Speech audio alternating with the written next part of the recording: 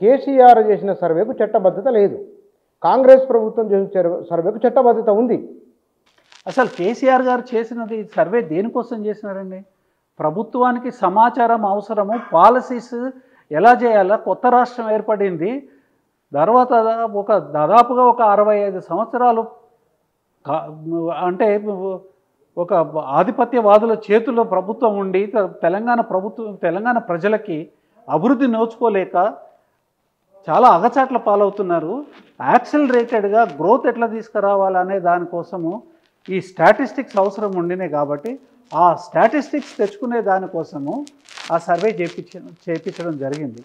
ఆ సర్వేలో అన్ని ఫైండింగ్స్తో పాటు బీసీ జనాభా ఫైండింగ్స్ ఎంత అనేది కూడా దాంట్లో ఉన్నది. దాన్ని ఆధారం చేసుకొని అసెంబ్లీ తీర్మానం చేసి పంపించినారు. చట్టబద్ధత ఉందా లేదా అనేది తర్వాత సంగతి. అది అవసరం అనుకుంటే ఆ రోజు ఖచ్చితంగా చేయించేవాళ్ళము సర్వే.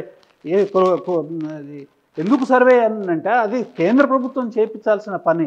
అందుకని కేంద్రం కూడా కులాధారితమైన స్టాటిస్టిక్స్, జనాభా యొక్క స్టాటిస్టిక్స్ కావాలి అని చెప్పి కేంద్రానికి కూడా విజ్ఞప్తి చేస్తూ దాని మీద కూడా ఒక resolution, unanimous resolution assembly pass చేసి పంపించింది. అధికారంలో ఉన్న బీజేపీ, అక్కడ ప్రతిపక్ష పార్టీ అయిన కాంగ్రెస్ ఎన్నడూ పట్టించుకోలేదు. అది ఇప్పుడు అది కేంద్ర ప్రభుత్వము పార్లమెంట్ చేయాల్సిన పని అది వాళ్ళే చేయాలండి. అది దేశవ్యాప్తంగా చేయాలి. లేకపోతే దేశవ్యాప్తంగా చేయకపోవడం మూలంగా సమస్య వస్తున్నది. సమస్యలు కాంగ్రెస్ ప్రభుత్వం చేస్తున్న ఒక ప్రయత్నం ఇవాళ చాలామంది బీసీలు కొన్ని సామాజిక సమూహాలు మినాయిస్తే మిగతా చాలామంది ఒక్కొక్కరు అక్కడనో ఇక్కడనో ఒక్కరో ఇద్దరు అట్లా ఉన్న వాళ్ళు ఉన్నారు, అది లేని వాళ్ళు ఉన్నారు.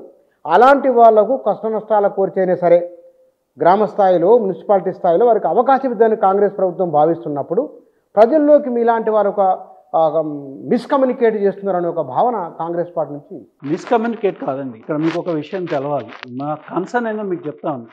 మా కన్సర్న్ ఏంటంటే అసమగ్రమైన, అశాస్త్రీయమైన పద్ధతుల్లో సర్వే చేస్తే, ఆ సర్వేని ఆధారం చేసుకుని చట్టం చేస్తే ఆ చట్టాన్ని కోర్టు కొట్టివేస్తుంది. తద్వారా గతంలో ఎన్టీ రామారావు గారు రిజర్వేషన్ పెంచారు. ఒక అసమగ్రమైన పద్ధతుల్లో అది జరగడం ద్వారా కోర్టు కొట్టేసింది. అవ్వాలటికి ఆ కోర్టు కొట్టేసినప్పుడు ఇచ్చిన కారణాలు ఏవైతే ఉన్నాయో సహేతుకమైన కారణాలే కోర్టు కొట్టేసిందనంటే సహేతుకం అనాల్సింది. ఎందుకనంటే అది ఫైనల్ కోర్ట్ ఆఫ్ ఆర్బిట్రేషన్, అది మనకు ఖచ్చితంగా మనం వినాల్సింది దాని మాటని. దాని మీద శషభిషలు లేవు, దాని మీద వ్యాఖ్యానాలు లేవు.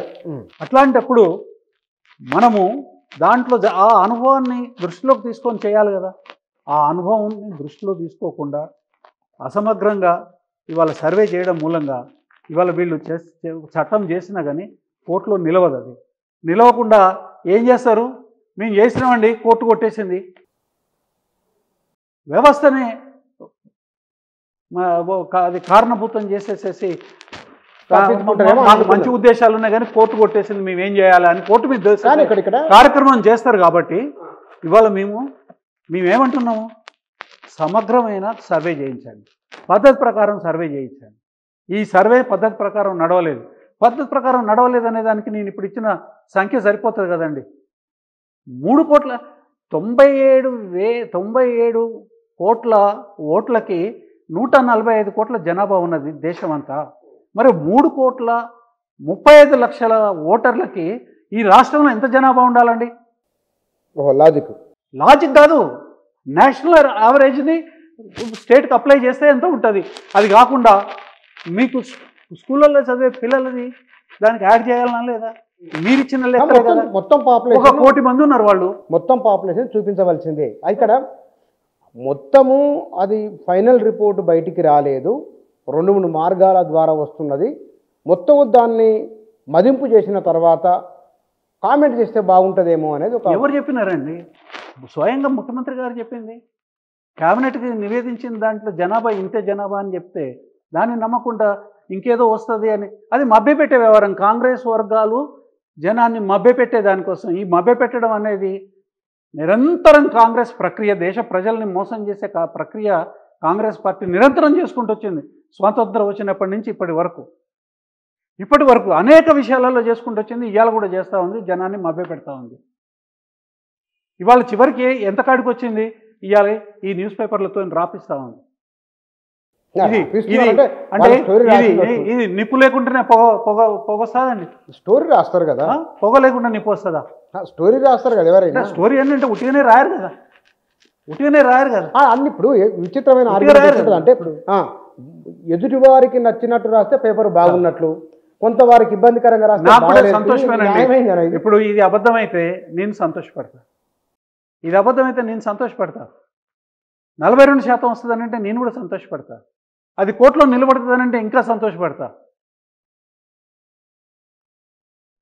75 సంవత్సరాల స్వతంత్ర చరిత్రలో బీసీల గతి ఎక్కడి నుంచి ఎక్కడికి పోయిందండి? పార్లమెంట్లో కానివ్వండి, అసెంబ్లీలో కానివ్వండి. ఇవాళ మన అసెంబ్లీలో ఎంత సంఖ్య ఉందండి?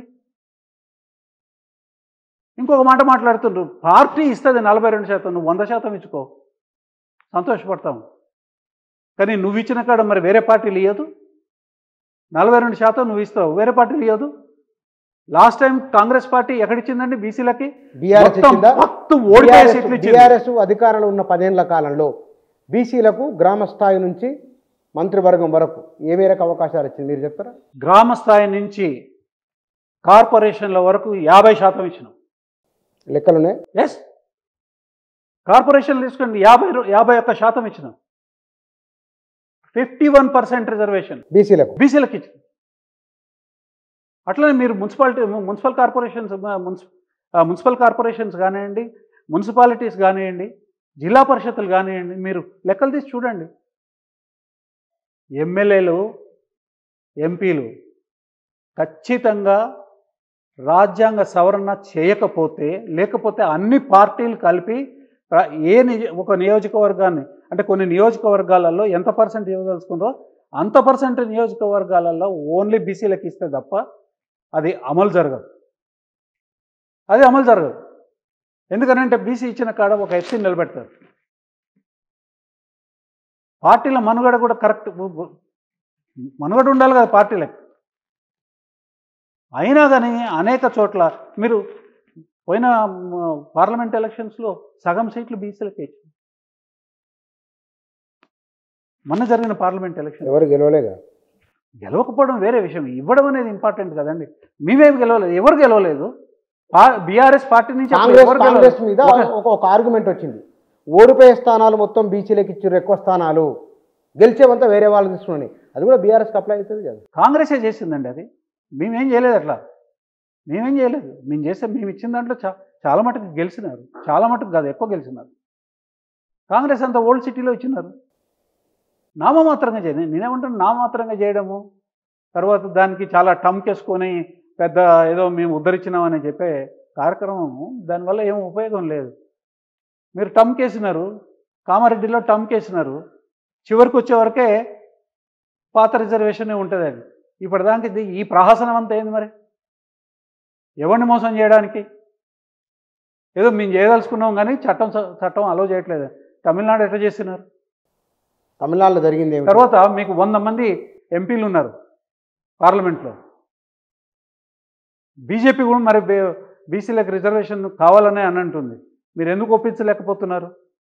తమిళనాడు తరహాలోనే మనకు ఒక చట్టం ఎందుకు తీసుకురాలేకపోతున్నారు? మేమంటే రీజనల్ పార్టీ,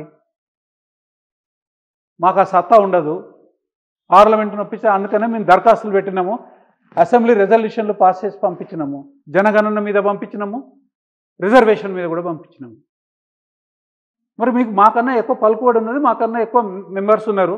ఘనత వహించిన రాహుల్ గాంధీ గారు కాన్స్టిట్యూషన్ పట్టుకొని తిరుగుతూ ఉంటారు.